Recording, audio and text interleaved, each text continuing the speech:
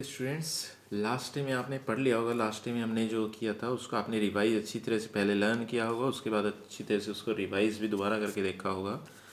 Last time में अगर हमने देखें, लास्ट टाइम में हमने दो कंसेप्ट किए थे, इंटरमीडिएट गुड्स, मध्यवर्ती वस्तुएं, और फाइनल गुड्स। आज हम देखेंगे इन दोनों के बीच में डिफरेंस क्या है।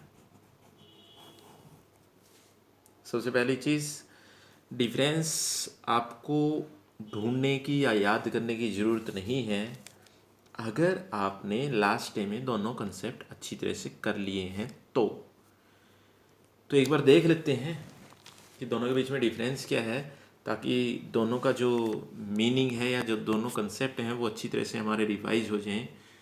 फर्स्ट वन देखेंगे,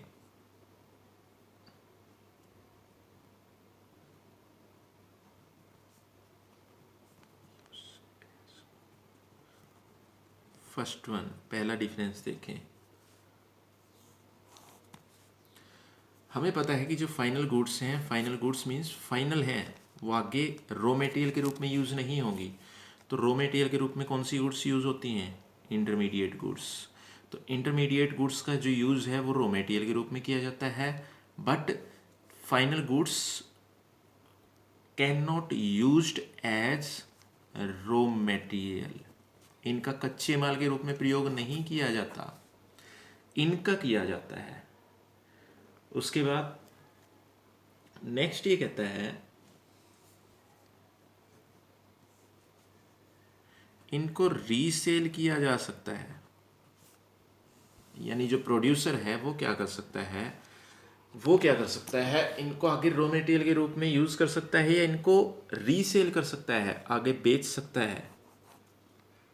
तभी तो ये इंटरमीडिएट गुड्स हैं, वो उनको आगे रीसेल कर सकता है। बट फाइनल गुड्स की रीसेल कभी नहीं होती। अब रीसेल का मीनिंग क्या है, रीसेल क्यों नहीं होती?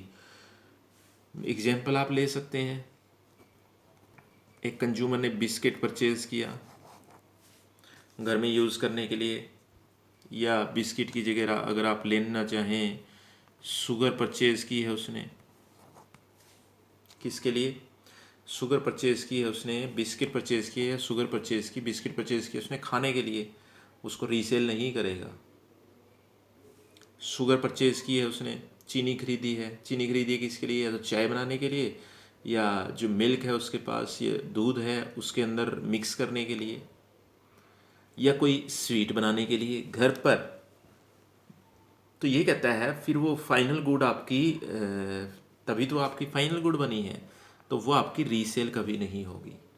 जबकि यहाँ जो आइटम होती हैं, जो इंटरमीडिएट गुड्स होती हैं, इनको रीसेल भी किया जाता है। उसके बाद अगर देखें, ये आप पहले भी कर चुके हैं ये डिफरेंस, ये जो है ये प्रोडक्शन लाइन को, प्रोडक्शन प्रोसेस को क्रॉस कर चुकी हैं।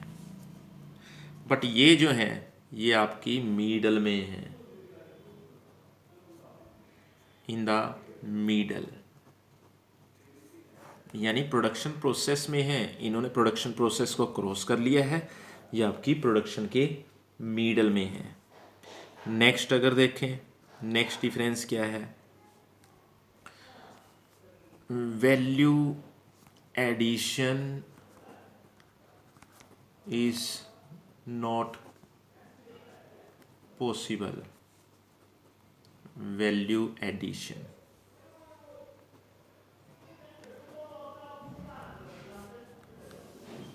अब ये कहता है इनमें तो वैल्यू एडिशन हो सकता है। इनमें वैल्यू एडिशन कैसे हो सकता है? सपोज करो स्वीट शॉप ओनर ने शुगर परचेज की मिठाई बनाने के लिए, स्वीट्स बनाने के लिए। जब वो इस शुगर को यहाँ स्वीट्स में यूज़ करेगा तो वैल्यू एडिशन, वैल्यू जो मूल्य वृद्धि है वो अपने आप हो जाएगी, क्योंकि उसने शुगर परचेज की थी जिस रेट में, स्वीट्स को उससे ज़्यादा रेट में सेल करेगा वो। तो वैल्यू एडिशन भी हम सीखेंगे, वैल्यू एडिशन क्या है और वैल्यू एडिशन कैसे कैलकुलेट किया जाता है। लेकिन ये कहता है इंटरमीडिएट गुड्स जो हैं वो वैल्यू को में एडिशन कर देती हैं, यानी वैल्यू को बढ़ा देती हैं। और एग्जाम्पल आप यूज़ कर सकते हैं इसके अंदर, मिल्क है, अब मिल्क जब स्वीट्स बनाने के लिए यूज़ किया गया है, तो मिल्क जो है वो स्वीट्स की वैल्यू को इंक्रीज़ कर रहा है। स्वीट्स आपकी फाइनल गुड्स होंगी जो बनकर तैयार हो जाएंगी, तो उनकी वैल्यू को इंक्रीज़ कर रहा है। लेकिन यहाँ वैल्यू एडिशन पॉसिबल नहीं है, क्योंकि अगर आपने मिल्क परचेज़ किया है, अगर एक हाउस होल्ड ने या एक हाउस लेडी ने मिल्क परचेज़ किया है चाय बनाने के लिए या पीने के लिए, तो इसमें वैल्यू एडिशन थोड़ा ना हो सकती है। क्यों? क्योंकि मिल्क आप खुद की चाय बनाने के लिए यूज़ कर रहे हैं, मिल्क को आप सेल नहीं कर रहे आके। या मिल्क से जो आइटम बनेगी टी है, टी को आप आगे सेल नहीं करेंगे, उसे पिएंगे, या मिल्क को आप पीने के लिए यूज़ करेंगे। तो ये वैल्यू एडिशन है आपका। नेक्स्ट अगर देखें, नेक्स्ट आपके पास क्या है, जो इंटरमीडिएट गुड्स हैं, जब नेशनल इनकम, ये भी हमारे पास एक चैप्टर आएगा, अभी जस्ट डिफरेंस देख रहे हैं, उसमें आपको पता लगेगा कि ये डिफरेंस कैसे आगे बढ़ता है। ये भी नेशनल इनकम, जो फाइनल गुड्स हैं वो नेशनल इनकम में उनको फाइनल गुड्स की वैल्यू को ऐड किया जाता है, बट इनको ऐड नहीं किया जाता है। नेशनल इनकम मीन्स जो कंट्री की टोटल इनकम है, जस्ट ब्रीफ में ये समझिए, जो कंट्री की टोटल इनकम है। अब कंट्री की टोटल इनकम में इनको ऐड क्यों नहीं किया जाता है, उसका जस्ट एक रीज़न बता देता हूँ। कि आपके पास एक स्वीट शॉप ओनर है, अब वो क्या कर रहा है, यहाँ तो फाइनल गुड्स में एक वैल्यू आ गई आपके पास, एक वैल्यू क्या आ गई है, आपने मिल्क परचेज किया, उस मिल्क में आगे कोई एडिशन नहीं होगा, वही फाइनल गुड है, कंज्यूमर वही यूज़ करेगा, तो उसकी मिल्क की जो वैल्यू है वो आपकी ऐड हो जाएगी। बट यहाँ अगर देखें, स्वीट्स बनाने के लिए वो क्या यूज़ कर रहा है, मिल्क यूज़ कर रहा है, उसके बाद शुगर यूज़ कर रहा है, उसके बाद और भी बहुत सी अदर आइटम्स हो सकती हैं, जैसे ड्राई फ्रूट्स हैं, ये चीज़ें यूज़ की जाती हैं, तो सब मिलकर आपकी कोई एक मिठाई बनती है। तो इसकी वैल्यू को भी ऐड करेगा, इनकी वैल्यू को भी ऐड करेगा, ये पॉसिबल ही नहीं है। तो ये मैं आपको नेक्स्ट डे में एक दिन बताएंगे कि ये चीज़ें पॉसिबल क्यों नहीं है। इंटरमीडिएट गुड्स को वैल्यू जो नेशनल इनकम है उसमें ऐड क्यों नहीं किया जाता, उसका रीजन बताएंगे आपको, और एडिशन होता है तो किस तरीके से होता है। तो आज हमने देखा है यहाँ पर डिफरेंस क्या है दोनों के बीच में। जो इंटरमीडिएट गुड्स हैं उनको रॉ मटेरियल के रूप में, जो रॉ मटेरियल है उसमें यूज़ कर सकते हैं, बट फाइनल गुड्स को यूज़ नहीं कर सकते। Final goods means final goods they can use as final goods. जो इंटरमीडिएट गुड्स हैं वो रीसेल हो सकती हैं, रीसेल होती हैं, बट जो फाइनल गुड्स हैं वो कभी भी रीसेल नहीं होती। जो इंटरमीडिएट गुड्स हैं वो इन प्रोसेस हैं, इन प्रोसेस, या तो वो सेल करने के लिए आपकी जो आगे किसी और को सेल करने के लिए तैयार है, या प्रोडक्शन प्रोसेस में है, और ये आपकी प्रोडक्शन लाइन से बाहर आ चुकी है, ये आपकी रेडी फॉर यूज़ है।